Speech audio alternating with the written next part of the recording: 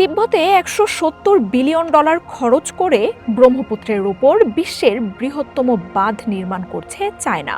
এখান থেকে দেশটি এমন বিদ্যুৎ পাবে যা ব্রিটেনের সারা বছরের চাহিদা পূরণ করতে পারবে।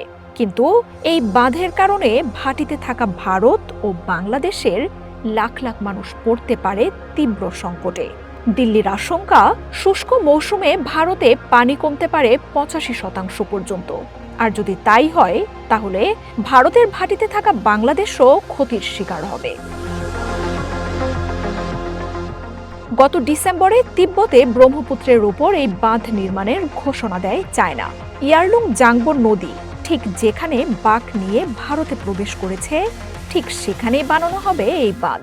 ফলে নদীর পানি প্রবাহ কমে যাবে, যাতে ক্ষতিগ্রস্ত হবে ভারত এবং বাংলাদেশের কৃষিকাজ ও বিদ্যুৎ উৎপাদন। এমনকি তৈরি হতে পারে খাবার পানির সংকটও। অতিবৃষ্টির সময় চায়না যদি ওই বাঁধের গেট খুলে দেয়, তাহলে ভাটির দেশ ভারত ও বাংলাদেশের অংশে তৈরি হতে পারে বন্যা পরিস্থিতি। ডুবতে পারে ভারতের অরুণাচল ও আসামের একাংশ। যদিও ভারতের এই শঙ্কা মানতে নারাজ বেইজিং। দেশটির দাবি, বাঁধ নির্মাণে নদীর পানি প্রবাহে কোনো প্রভাব পড়বে না, কেননা ব্রহ্মপুত্রের বড় যোগান আসে হিমালয়ের বরফ গলা পানি থেকে। বাঁধের বিষয়ে ভারত ও বাংলাদেশের সাথে প্রয়োজনীয় যোগাযোগ হচ্ছে বলে জানিয়েছে বেইজিং। 2030 সালেই তিব্বতের এই বাঁধ দিয়ে বিদ্যুৎ উৎপাদন শুরুর পরিকল্পনা করছে চায়না। তিব্বতে চায়নার বাঁধ নির্মাণের পাল্টা পদক্ষেপ নিতে শুরু করেছে মোদী সরকারও। রয়টার্স বলছে, অরুণাচল প্রদেশে ব্রহ্মপুত্রের ওপর বাঁধ তৈরি করতে চাইছে নয়াদিল্লি। নির্মাণে গতি আনতে গত জুলাইয়ে প্রধানমন্ত্রীর দপ্তরে বৈঠকও হয়েছে। ভারতের হিসেবে তিব্বতের বাঁধের কারণে অন্তত 4000 কোটি কিউবিক মিটার পানির প্রবাহ ঘুরিয়ে দিতে পারে চায়না।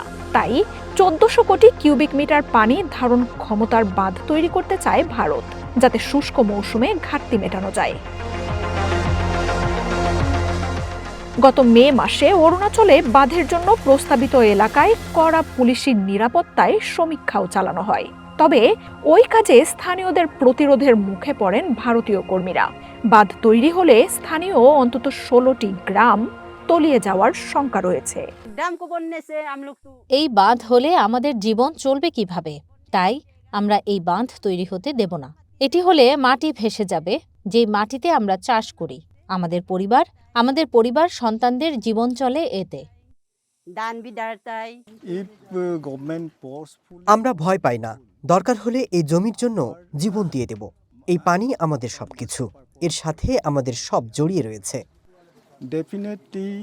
পানি নিয়ে দক্ষিণ এশিয়ার দেশগুলোর বিরোধ নতুন কিছু নয়।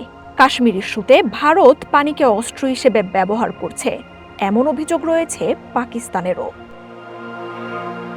মার্জিয়া উপমা, ওয়ান ইন্টারন্যাশনাল ডেস্ক।